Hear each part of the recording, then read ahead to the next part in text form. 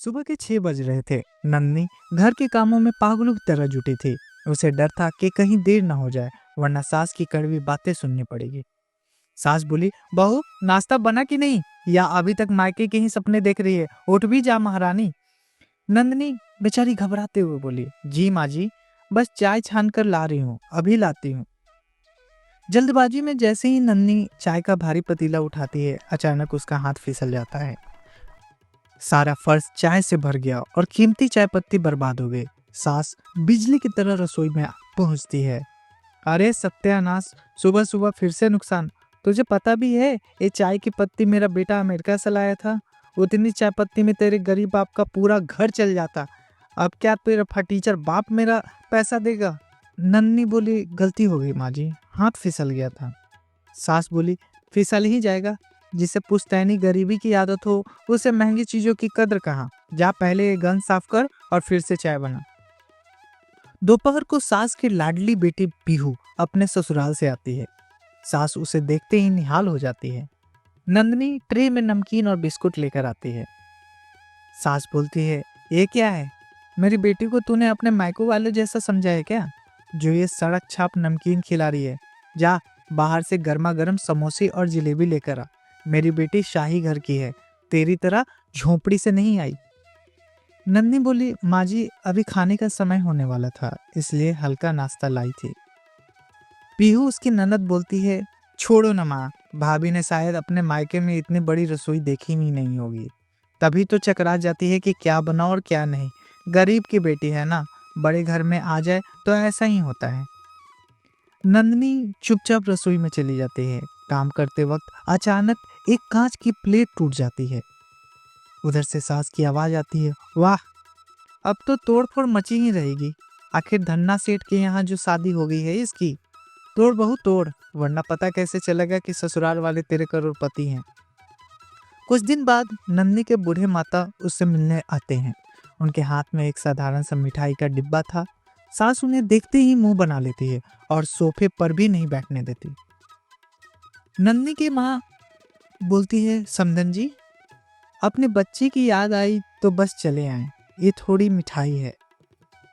सास नाक सिकुड़ाते हुए बोलती है, अरे कम से कम आने से पहले फोन तो कर देते।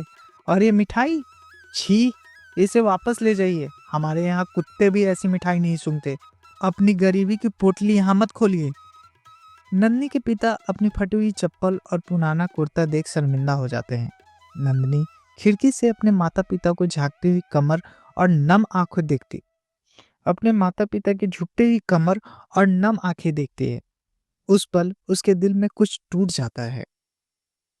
नंदनी मन में ही बोलती है, बहुत सह लिया माँ जी, अब आपको सबक सिखाना ही होगा। अब मैं चुप नहीं बैठूंगी। अगले दिन से नन्ही का व्यवहार बदल गया। जब सास का मोबाइल गिरकर टूट गया तो नन्ही ने भी वही किया जो सास करती थी। नन्ही बोली, अरे माँ जी संभाल कर रखा कीजिए। अब क्या आपके भाई भाभी आकर नया फोन दिलाएंगे? आपके मायके में तो लोग आज भी पुराने बटन वाले फोन चलाते होंगे। सास बोली, बहू ये क्या बदतमीजी है? नन्ही बोली, बदतमीजी नहीं माँ जी, ये तो बस आपके ही शब्द हैं। शाम को सास के रईस भाई और भाभी आने वाले थे। सास ने नन्ही को शाही खाना बनाने को कहा, लेकिन नंदनी ने जानबूझकर बासी खाना और गंदा पानी परोस दिया। मामा बोले, ये क्या, बिस्कुट से बदबू आ रही है और पानी इतना गंदा। नंदनी बोली, अरे मामा जी, माँ जी कहती हैं कि आप लोगों को यही पसंद है। आखिर माँ जी का मायके भी तो साधारण ही है, और एक खाना, ये तो 4 दिन पुराना है।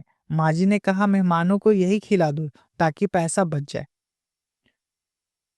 मामी गुस्से में बोली, दीदी हमें ऐसा खाना खिला रही हो, अगर हैसियत नहीं तो बुलाया क्यों? हमें क्या अपने जैसा गरीब समझ लिया?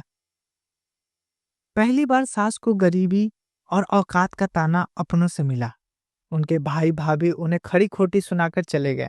सास गुस्से में नन्ही पर चिल्लाई, तूने जानबूझकर मेरा अपमान करवाया, मेरे ही मायके के सामने मुझे नीचा दिखवाया। नन्ही बोली, माँ जी, आज जब आपको ताना मिला तो इतना बुरा लगा। पिछले 1 साल से आप मेरे माता पिता की गरीबी का मजाक उड़ा रही हैं। क्या उन्हें दर्द नहीं होता होगा? जब आपके भाई ने आपको गरीब कहा तो आप बौखला गई। तो सोचिए, मुझ पर क्या बीतती होगी जब आप मेरे पिता को फटीचर कहती हैं। सास बोली। सास चुप हो जाती है। उनकी आंखों में शर्मिंदगी और पश्चात सास चुप हो जाती है। उनकी आंखों में शर्मिंदगी और पश्चाताप के आंसू आ जाते हैं।